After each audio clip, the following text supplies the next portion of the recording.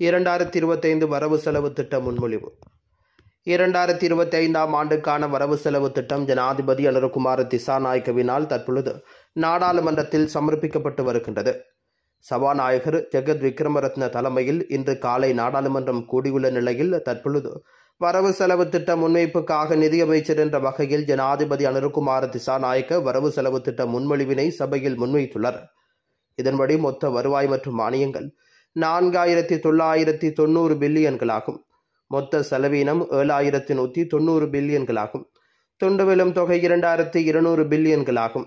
அதன்படி அரச துறை ஓய்வூதியத்திற்காக 10,000 மில்லியன் ரூபாய் ஒதுக்கீடு செய்யப்பட்டுள்ளது.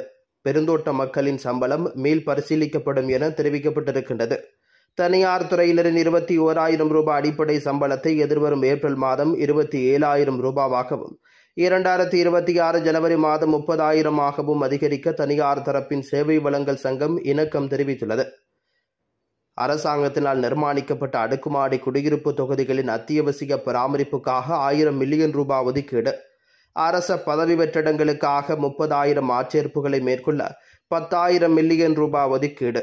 அரசியல் பரிந்துரைகளுடன் அரச நியமனம் மற்றும் அரச தொழில் வாய்ப்புகள் இனி இல்லை என தெரிவிக்கப்பட்டிருக்கின்றது. இலங்கையர் தினம் என்ற பெயரில் தேசிய நிகழ்வு கொண்டாடப்படும். ஊடகவியலாளர்கள் மற்றும் கலைத்துறையுடன் தொடர்புடையவர்களுக்கு கொட்டாவ பகுதியில் வீட்டு திட்ட முன்னெடுப்பு. வடக்கு கிழக்கு மீள்குடியேற்றம் மற்றும் வீட்டு நிர்மாணிப்புக்கு 7,500 மில்லியன் ரூபாய் ஒதுக்கீடு. கிளீன் ஸ்ரீலங்கா திட்டத்திற்காக 5,000 மில்லியன் ரூபாய் ஒதுக்கீடு செய்யப்பட்டுள்ளது. அரச ஊழியர்களின் அடிப்படை சம்பளம் அதிகரிக்கப்படும் என்று ஜனாதிபதி குறிப்பிட்டுள்ளார். இதன்படி அரச ஊழியர்களின் குறைந்தபட்ச சம்பளம் 15,750 ரூபாவால் அதிகரிக்கப்பட்டுள்ளது. இந்த நிலையில் அரச ஊழியர்களின் அடிப்படை சம்பளம் 24,250 ரூபாவில் இருந்து 40,000 ரூபாவாக அதிகரித்திருக்கின்றது.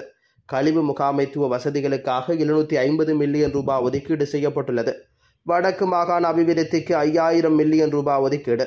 கிராமிய வீதி அபிவிருத்திக்கு 3,000 மில்லியன் ரூபாய் ஒதுக்கீடு. பண்டிகை காலத்தில் அத்தியாவசிய பொருட்களின் விலை குறைக்கப்படும். நிவாரண பொதி வழங்கப்படும். இதற்கு 1000 மில்லியன் ரூபாய் ஒதுக்கப்படும்.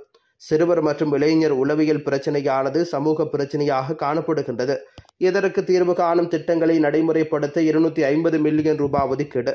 சிறைச்சாலையிலிருந்து வெளியேறும் சிறுவர்களின் நலன் கருதி விசேட திட்டங்கள் அமுல்படுத்தப்பட உள்ளன.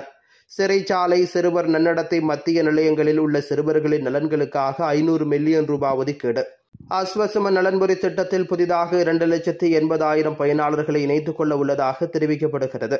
அஸ்வசம நலன்புரி செயல் திட்டத்திற்காக 232.5 பில்லியன் ரூபாய் ஒதுக்கீடு. வடக்கு மாகாணத்தில் தெங்கு பயிர் செய்கைக்காக 500 மில்லியன் ரூபாய் ஒதுக்கீடு செய்யப்பட இருக்கின்றது. இயற்கை பேரிடர்களால் பாதிக்கப்பட்டவர்களுக்கு வழங்கப்படும் இழப்பீடு 2,50,000 1 மில்லியனாக உயர்த்தப்படும். இளைஞர்களிடையே தற்கொலைகள் அதிகரித்து வருவதை கருத்தில் கொண்டு மாணவர்கள் மற்றும் இளம் பருவத்தினருக்கான விழிப்புணர்வு மற்றும் ஆலோசனை சேவைகளை விரைவுபடுத்துவதற்காக நடுத்தர கால திட்டத்தை செயல்படுத்த 250 மில்லியன் ரூபாய் ஒதுக்கப்படும். பாடசாலை கட்டமைப்பை மறுசீரமைப்பு செய்து புதிய நிலையை உருவாக்கும் தேசிய வழி திட்டத்திற்காக 500 மில்லியன் ரூபாய் ஒதுக்கீடு. பாலர் பாடசாலை மாணவர்களுக்காக காலை உணவுக்கான வேலை திட்டத்திற்கான ஒதுக்கீடு 60 ரூபாயிலிருந்து 100 ரூபாவாக அதிகரித்துள்ளது. 1000 மில்லியன் ரூபாய் இதற்காக ஒதுக்கீடு செய்யப்பட்டுள்ளது. பல்கலைக்கழக கட்டமைப்பு அபிவிருத்திக்காக 135 பில்லியன் ரூபாய் ஒதுக்கீடு செய்யப்பட்டுள்ளது. குறைந்த வருமானம் கொண்ட மூத்த குடிமக்களுக்கான கொடுப்பனவு 3,000 5,000 அதிகரிக்கப்படும். சிறுநீரக நோயாளிகளுக்கான மாதாந்திர கொடுப்பனவு 7,500 ரூபாயிலிருந்து 10,000 உயர்த்தப்படும் என்று ஜனாதிபதி அனுரகுமார திசாநாயக்க தெரிவித்துள்ளார். புலமைப்பரிசில் பரீட்சை எழுதும் மாணவர்களுக்கான மாணவர் உதவித்தொகை 750 ரூபாயிலிருந்து 1,500 ரூபாவாக அதிகரிக்கப்பட்டுள்ளது. 1000 மில்லியன் ரூபாய் இதற்காக ஒதுக்கீடு செய்யப்பட்டிருக்கின்றது. கர்ப்பிணி தாய்மார்களுக்கு ஊட்டச்சத்து ஆதரவை வழங்க 7,500 மில்லியன் ரூபாவை ஒதுக்குவதாக ஜனாதிபதி குறிப்பிடுகின்றார். ஆட்டிசம் உள்ளிட்ட நரம்பியல் வளர்ச்சி கோளாறுகள் உள்ளிட்ட குழந்தைகளுக்காக லேடி ரிச்வே குழந்தைகளுக்கான மருத்துவமனையில் ஒரு பராமரிப்பு மற்றும் சிகிச்சை மையத்தை நிறுவ 200 மில்லியன் ரூபாய் ஒதுக்கப்பட்டுள்ளது. மருந்துகள் மற்றும் மருத்துவ உபகரணங்களை வாங்குவதற்காக அரசாங்கம் 185 பில்லியன் ரூபாவை ஒதுக்கியுள்ளது. இலங்கையின் பல்கலைக்கழக அமைப்பின் மேம்பாட்டுக்காக 135 பில்லியன் ரூபாய் ஒதுக்கீடு செய்யப்பட்டுள்ளது. மகாபுல புலமை பரிசில் கொடுப்பனவு தற்போதுள்ள 5,000 7,500 ரூபாயாக உயர்த்தப்படும். யாழ்ப்பாணத்தில் தீக்கிரையாக்கப்பட்ட பொது நூலகத்தினை நவீனமயப்படுத்த 100 மில்லியன் ரூபாய் நிதி ஒதுக்கிடப்பட்டுள்ளதாக ஜனாதிபதி தெரிவித்துள்ளார். பாடசாலை உள்கட்டமைப்பை மேம்படுத்த 1000 மில்லியன் ரூபாய் ஒதுக்கப்படும் என்று ஜனாதிபதி குறிப்பிடுகின்றார். 2025ஆம் ஆண்டில் சுகாதாரத்துறைக்கு 604 பில்லியன் ஒதுக்கப்படும் என்று ஜனாதிபதி அறிவித்திருக்கின்றார். நாடாளுமன்ற உறுப்பினர்களுக்கு வழங்கப்படும் ஓய்வூதிய காப்புறுதி 2.5 லட்சம் ரூபாவால் குறைக்கப்பட்டுள்ளது.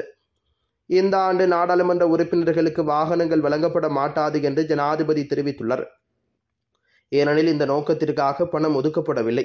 இந்த ஆண்டு நாடாளுமன்ற உறுப்பினர்களுக்கும் வாகன அனுமதி வழங்கப்பட மாட்டாது என்றும் அவர் குறிப்பிட்டுள்ளார். அரசாங்கத்துக்கு சொந்தமான அனைத்து சொகுசு வாகனங்களும் இந்த ஆண்டு மார்ச் மாதத்தில் ஏலம் விடப்படும் என்று ஜனாதிபதி குறிப்பிட்டுள்ளார். தற்போதுள்ள அரசு வங்கி முறைமையின் கீழ் சிறு மற்றும் நடுத்தர நிறுவனங்களின் நலனுக்காக ஒரு மாநில மேம்பாட்டு வங்கி நிறுவப்படும் என்று ஜனாதிபதி குறிப்பிட்டுள்ளார். இலங்கையின் புதிய சுற்றுலா தலங்களை மேம்படுத்த அரசாங்கம் நடவடிக்கை எடுக்கும். அதன்படி அனுராதபுரம் மற்றும் யாப்பகுவ போன்ற சுற்றுலா தலங்களை மேம்படுத்த 500 மில்லியன் ரூபாய் ஒதுக்கப்பட்டுள்ளது. இந்த இடங்கள் முக்கிய கலாச்சார மற்றும் வரலாற்று தலங்களாக முத்திரை குத்தப்பட்டு சந்தைப்படுத்தப்படும். சுற்றுலா தலங்களுக்கு டிஜிட்டல் டிக்கெட் முறை அறிமுகப்படுத்தப்படும். பொது சேவைகளை டிஜிட்டல் மயமாக்குவதற்கு தேவையான நடவடிக்கைகளுக்கான ஒப்புதல்களுடன் அனைத்து சேவைகளும் ஒரே இடத்திலிருந்து என்ற கருத்தாக்கம் உருவாக்கப்பட்டு வருகின்றது. வங்குரோத்து நிலை குறித்து சட்டம் மூலம் விரைவில் நாடாளுமன்றத்தில் சமர்ப்பிக்கப்படும். நாட்டில் வர்த்தகம் செய்வதற்கான வசதியை மேம்படுத்துவோம். அரசுக்கு சொந்தமான நிலங்கள் உற்பத்தி பொருளாதார நடவடிக்கைகளுக்காக குத்தகைக்கு விடப்படும். பொருளாதார சீர்திருத்த சட்டத்தில் திருத்தம் செய்ய நடவடிக்கை எடுக்கப்படும். முதலீட்டு ஊக்குவிப்பு மற்றும் வசதிகளை வழங்குதல், பசுமை தொழில்நுட்பத்தில் கவனம் செலுத்த நடவடிக்கை எடுக்கப்படும். தேசிய தர முகாமைத்துவ கட்டமைப்புக்காக 750 மில்லியன் ரூபாய் ஒதுக்கீடு செய்யப்பட்டுள்ளது.